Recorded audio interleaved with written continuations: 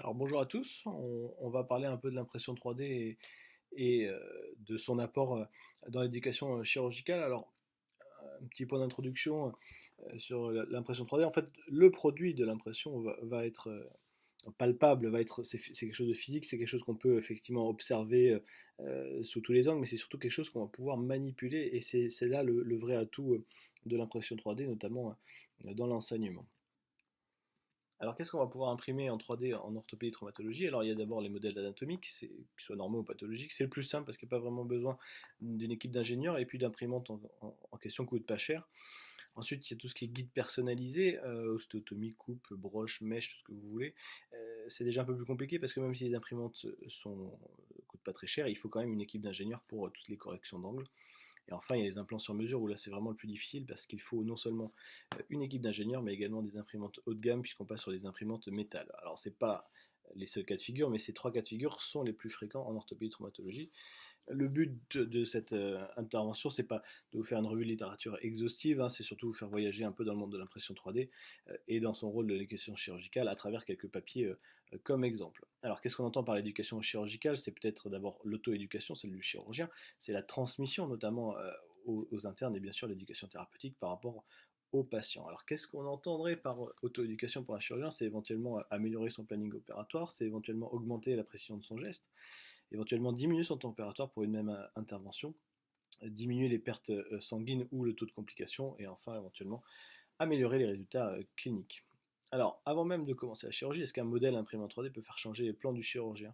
C'est la question que s'est posée Kang dans ce papier sur le traitement mini-invasif sur les fractures du tibia distal. Il a évalué le nombre de fois où les chirurgiens ont changé de plaque en fonction de la complexité de la fracture et du niveau du chirurgien. Alors, sur l'ensemble des chirurgiens, un tiers des chirurgiens va changer sa planification pour une fracture simple et plus de la moitié va changer pour une fracture complexe. Concernant les fractures simples, la moitié des chirurgiens inexpérimentés changent de planif et moins de 10% des chirurgiens expérimentés vont changer de plan. Et enfin, pour les fractures complexes, trois quarts des chirurgiens inexpérimentés vont changer de planif, alors que un tiers quand même des chirurgiens expérimentés va également changer de planif, ce qui est énorme. En fait, même si ça reste qu'un exemple, les modèles imprimés 3D peuvent aider à améliorer la planification périopératoire des chirurgiens. Alors voici un papier datant de cette année, là, de TU. Le but était, enfin c'était une revue de littérature, une méta-analyse comparant la chaire conventionnelle plus impression 3D versus chaire conventionnelle seule dans la prise en charge des fractures de l'acétabulum. Il a été démontré de façon significative un gain de temps avec le groupe impression 3D, mais également moins de pertes sanguines, moins de complications, qui sont quand même importantes pour cette chirurgie, et moins de scopies. Une autre revue de littérature de Marinescu, c'était sur l'année dernière, sur le précintrage des plaques sur les modèles imprimés en 3D, en gros la question du gain de temps. Et la revue de littérature regroupe un certain nombre d'études sur un certain nombre d'indications. Et il a été démontré, là aussi, moins de pertes sanguines, un temps opératoire diminué et dans certaines études, une meilleure réduction avec l'utilisation de l'impression 3D, notamment pour les fractures de l'acétabulum. Alors c'est indéniable, l'utilisation des modèles 3D fait gagner du temps, mais pas que. Hein, on parlait des pertes sanguines et quelquefois de la précision, c'est-à-dire de la qualité de la réduction. Mais voilà un autre exemple par rapport à la précision du geste. C'est une étude de Mao de 2020 qui était prospective randomisée sur une quarantaine de patients. Il fallait comparer, enfin, il était comparé la précision des OTV faite avec des guides personnalisés à la technique conventionnelle à main levée sans impression 3D. Alors l'étude a montré que la correction était significativement plus grande dans le groupe guide personnalisé. Les erreurs de correction par rapport à la cible étaient significativement plus petites. Et enfin, l'HKA post-op était significativement plus grand dans le groupe avec des guides personnalisés imprimés en 3D. De plus, il y avait une durée significativement plus courte et une exposition rayon significativement plus faible pour le guide, là aussi imprimé 3D par rapport à la chirurgie conventionnelle. Euh, Est-ce que les pièces imprimées en 3D permettent aussi d'obtenir de meilleurs résultats cliniques pour les patients? Lou a publié ce papier en 2017 sur la prise en charge des fractures des plateaux tibiaux. Pardon. Il a comparé deux groupes de 35-40 patients, dont un a été traité avec deux modèles anatomiques imprimés en 3D. Et en plus d'avoir trouvé une diminution statistiquement significative de la durée opératoire, des pertes sanguines et du nombre de scopies, il a également trouvé des scores fonctionnels significativement plus élevés dans le groupe impression 3D.